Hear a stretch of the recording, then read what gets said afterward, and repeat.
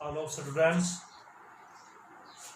आज हम कक्षा 10वीं अध्याय नंबर 2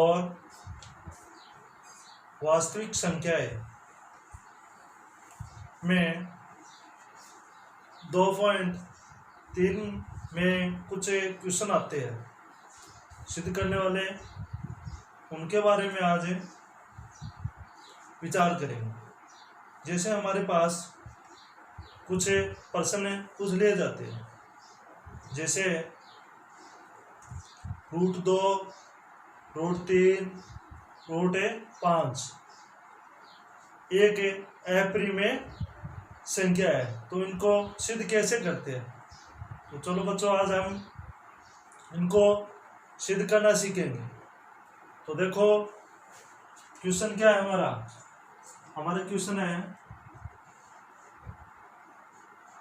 क्वेश्चन क्या है, √2 एक अप्रिमेय संख्या है, तो इनको सिद्ध करना है। तो क्वेश्चन क्या आएगा हमारा, सिद्ध कीजिए कि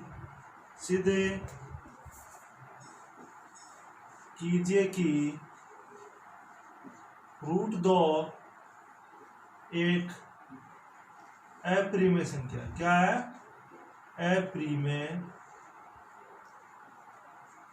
अप्रिमेय संख्या है। अब इनको अपने को सिद्ध करना है। अब चलो बच्चों, इनको सिद्ध कैसे करते हैं। अब सिद्ध करना होता है, सबसे पहले क्या करोगे, तो इनको हल कैसे करोगे। तो देखो, सबसे पहले माना √2 एक प्रिमेय संख्या है। क्या मानोगे, माना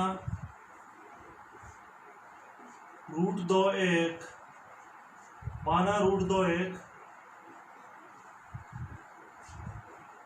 प्रिमेय संख्या है। माना √2 एक क्या है, प्रिमेय संख्या है। ए और बी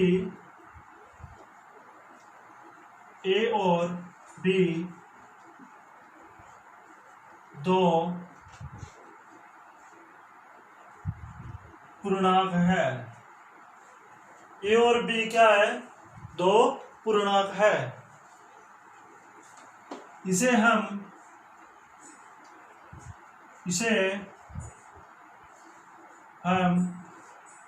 a बटा b के रूप में लिख सकते हैं। इसे हम a बटा b के रूप में लिख सकते हैं। b बराबर नहीं किनके, 0 के।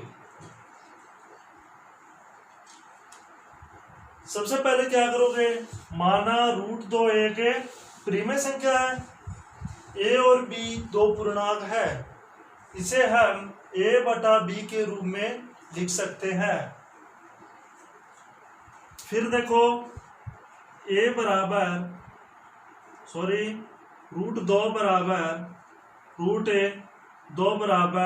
a बटा b।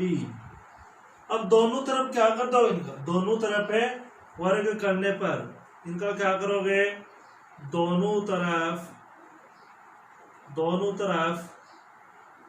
वर्ग करने पर क्या करोगे, दोनों तरफ क्या कर दो, इनका वर्ग।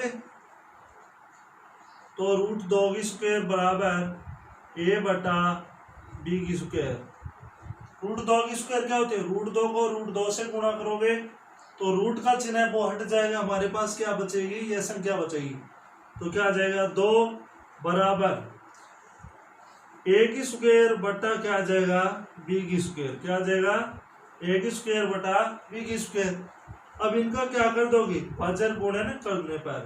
तो इनका क्या करोगे, वज्र गुणन करने पर वज्र गुणन करोगे। तो वज्र गुणन कैसे करोगे, 2b² बराबर a²। ये हमारी क्या आ गई, समीकरण नंबर 1। इनको क्या मान लोगे आप, समीकरण नंबर 1। नीचे फिर क्या लिखोगे, चूंकि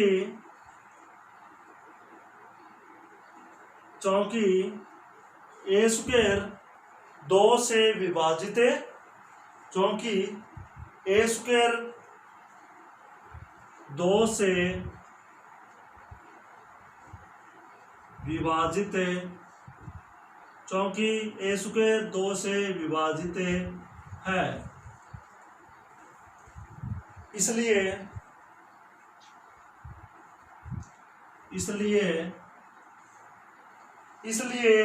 2 है वो ए से भी विभाजित होगा, इसलिए 2 है वो ए से भी विभाजित होगा, इसलिए 2 है वो ए से भी विभाजित होगा। अब देखो नीचे फिर क्या करोगे, फिर माना ए बराबर 2c, क्या मान लोगे, ए बराबर 2c। अभी ये मानना है, इनका भी आप क्या कर दोगे, वर्ग, क्या कर दोगे, वर्ग। तो इनका दोनों पक्षों का क्या करना है, दोनों पक्षों का वर्ग करने पर, दोनों पक्षों का क्या करोगे, वर्ग करने पर। अब दोनों पक्षों का वर्ग करो तो क्या आ जाएगा, ए की स्क्वायर बराबर 2c की स्क्वायर। अब ए स्क्वायर बराबर क्या आ जाएगा, 2c स्क्वायर, तो यहाँ आ जाएगा 4ac की स्क्वायर। जो ये ए स्क्वायर का मान है, ए का मान है, वो किस समीकरण में रख दोगे आप, 1 नंबर में। किस में रख दोगे, 1 नंबर में। तो यहां करो, देखो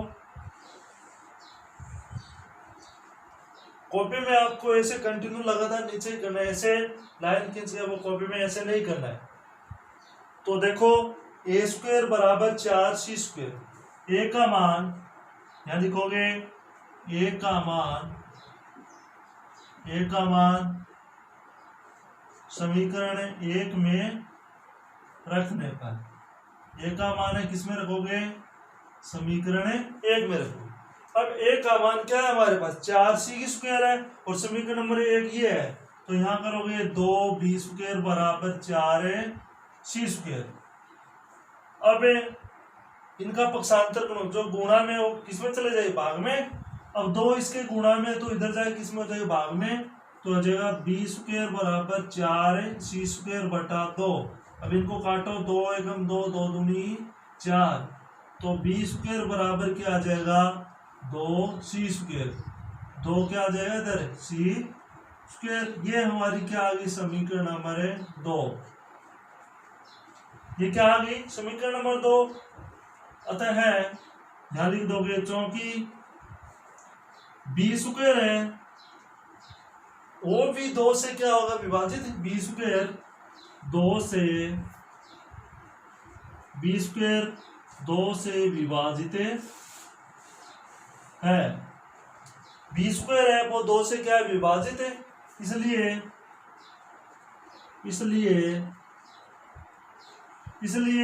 2 है वो b से भी विभाजित होगा, इसलिए 2 है वो b से भी विभाजित है, b से भी क्या होगा, विभाजित होगा। इसलिए 2 है वो किससे विभाजित होगा, b से भी विभाजित होगा। फिर नीचे क्या लिखना है, अब लिखना है समीकरण 1 व 2 से स्पष्ट होता है कि, तो नीचे क्या लिखोगे, समीकरण 1 व 2 से स्पष्ट होता है कि, समीकरण 1 व 2 से स्पष्ट होता है कि ए और बी की स्पष्ट होता है कि, समीकरण 1 व 2 से स्पष्ट होता है कि ए और बी का उभयनिष्ठ ए और बी का उभयनिष्ठ गुणनखंड उभयनिष्ठ गुणनखंड 2 है। उभयनिष्ठ गुणनखंड 2 है। इससे आगे यहाँ लिखोगे यहाँ पे ए और बी का उभयनिष्ठ गुणनखंड ए और बी का उभयनिष्ठ गुणनखंड 2 है। अतः फिर इससे आगे क्या लिखोगे, अतः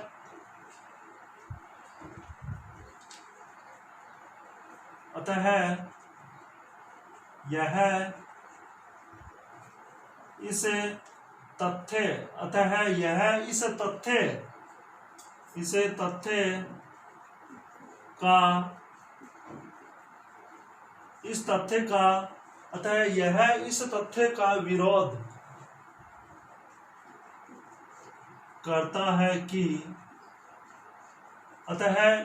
इस तथ्य का विरोध करता है कि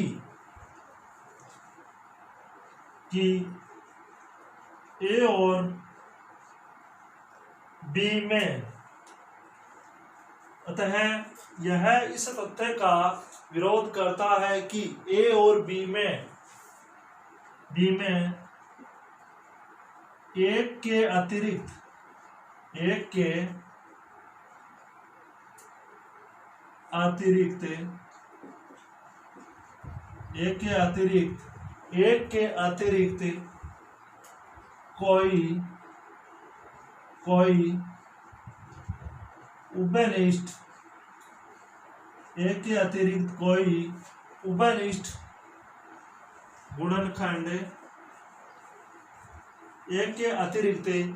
कोई उभयनिष्ठ गुणनखंड नहीं है। अतः यह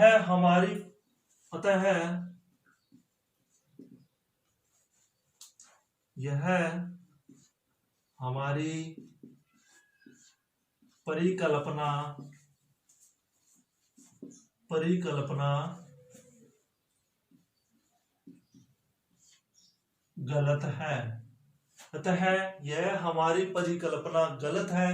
इसलिए क्या कर दोगे, इसलिए √2 एक अप्रिमेय संख्या है। इसलिए √2 एक क्या है, अप्रिमेय संख्या है। ये हो गया अपना क्या है हमारा, देखो क्वेश्चन हमारा है सिद्ध कीजिए कि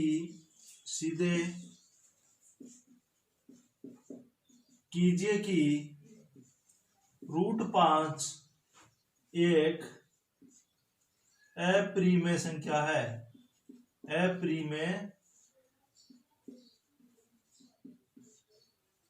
√5 एक अप्रिमेय संख्या है। पीछे हमने √2 के बारे में सिद्ध किया, अब क्या करना है, √5 एक अप्रिमेय संख्या है। तो इनको हल कैसे करोगे, तो यहां माना √5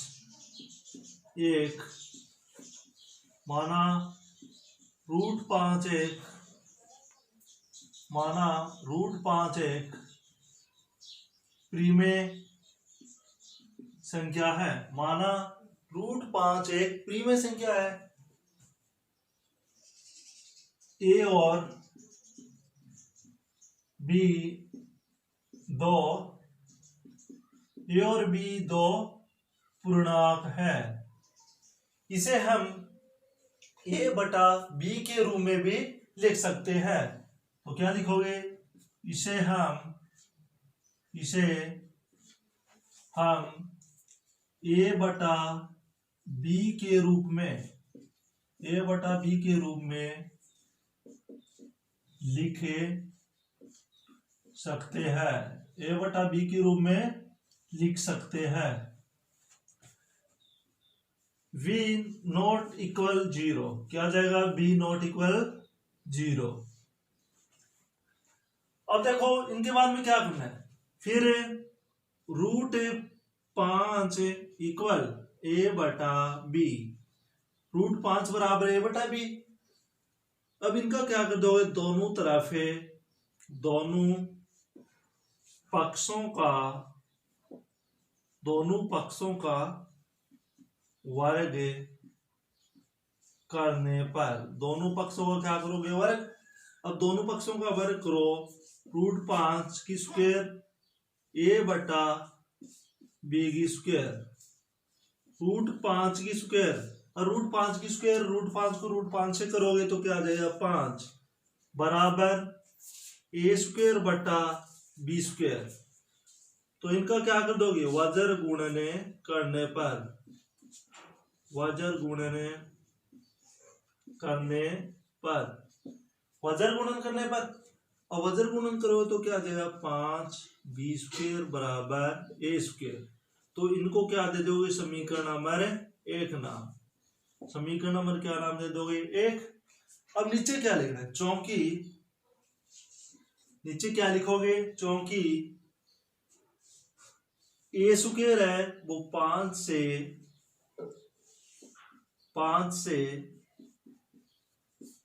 विभाजित है, ए स्क्वायर है वो कितने से विभाजित है, 5 से विभाजित है, इसलिए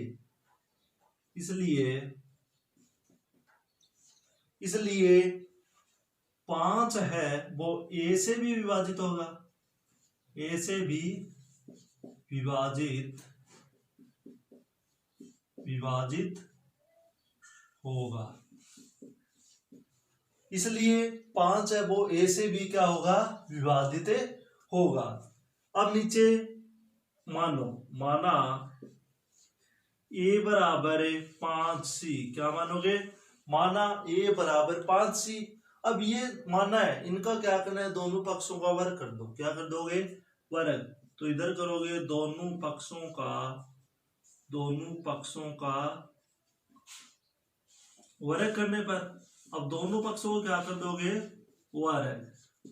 अब दोनों पक्षों का वर्ग करो तो क्या आ जाएगा, ए की स्क्वायर बराबर 5c की स्क्वायर, तो ए स्क्वायर बराबर क्या आ जाएगा 25 से c की स्क्वायर। अब जो ये ए का मान आया है वो समीकरण नंबर 1 में रख दोगे। तो यहां क्या करोगे, ए का मान समीकरण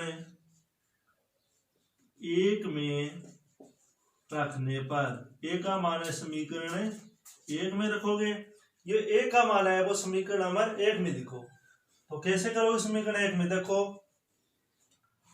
5 बी स्क्वायर बराबर, अब इन ए की जगह क्या लिखना है, ये मान, तो क्या आ जाएगा 25 से सी की स्क्वायर, और बी स्क्वायर बराबर 25 से सी स्क्वायर बटे 5। अब इनको काटो, 5 से कट जाएगा तो क्या आ जाएगा, बी स्क्वायर बराबर 5 सी स्क्वायर।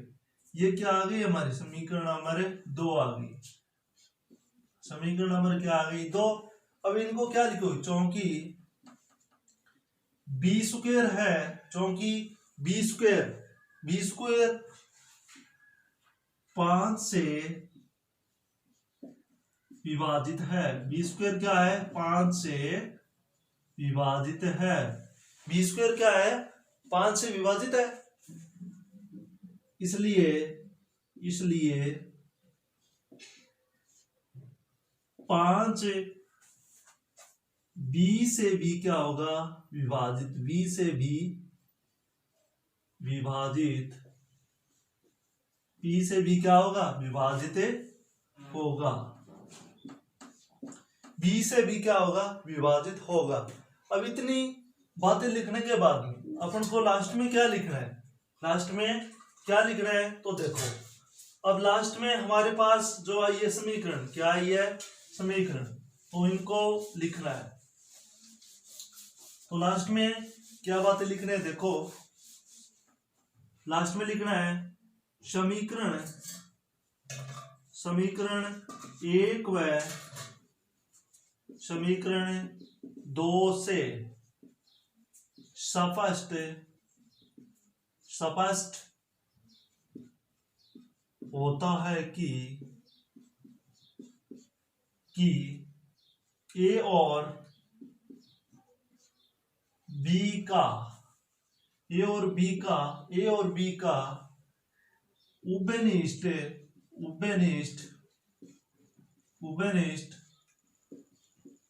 गुणनखंड। उभयनिष्ठ गुणनखंड क्या है हमारे पास? 5 है। अतः इससे इस तथ्य का विरोध होता है कि इससे इस तथ्य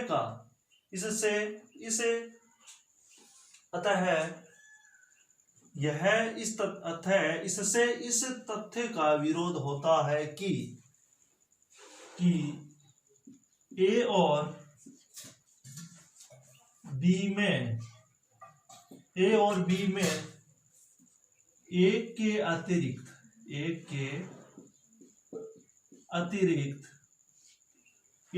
अतिरिक्त कोई उभयनिष्ठ